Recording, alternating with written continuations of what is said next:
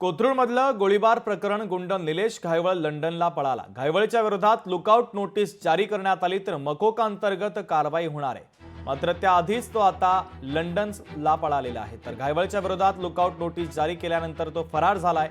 मकोका अंतर्गत आता त्याच्यावर कारवाई केली जाणार आहे। आपल्यासोबत पोलीस उपायुक्त संभाजी कदम सर आहेत। सर, काय नेमकं काल मकोका दाखल केलेला आहे, पण आता निलेश घायवळ कुठे आहे आणि काय कारवाई करतोय आपण?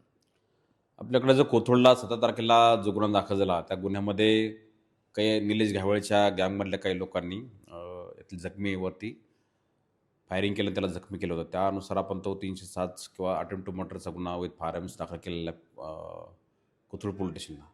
गुन्ह्याच्या तपासामध्ये निलेश घायवळ आणि त्याच्या साथीदारांचा रोल निष्पन्न झालेला आहे। त्यालाही त्या गुन्ह्यामध्ये आरोपी केलेला आहे आणि त्या सर्व पूर्ण गुन्ह्याला आपण निलेश घायवळच्या टोळीला आपण मोका अंतर्गत कारवाई केलेली आहे। आता याच्यामध्ये एकंदरीत 5 आरोपी अटक आहेत। बाकीच्या आरोपीचा शोध पोलीस वेगवेगळ्या पथकामार्फत घेत आहे। निलेश घायवळ त्याचे पूर्ण बाकीचे जे गँग आहेत ते गँग सर्व या प्रकारामध्ये इन्व्हॉल्व होती, कारण बरेच या भागामध्ये त्यांनी त्या गँगला पूर्ण सगळा फंडिंग असेल किंवा बाकीचे सगळं रसद आहे तिथं तो निलेश घायवळ त्या पूर्ण गँगला करत होता।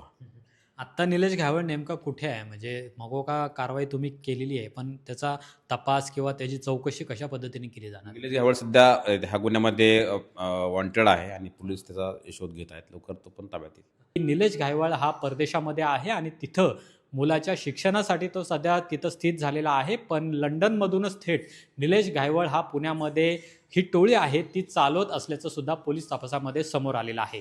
कॅमेरामन तुषार नानावरेसह अमोल धर्माधिकारी, लोकशाही मराठी, पुणे। लोकशाही मराठी ऐका, पहा, जागरूक रहा।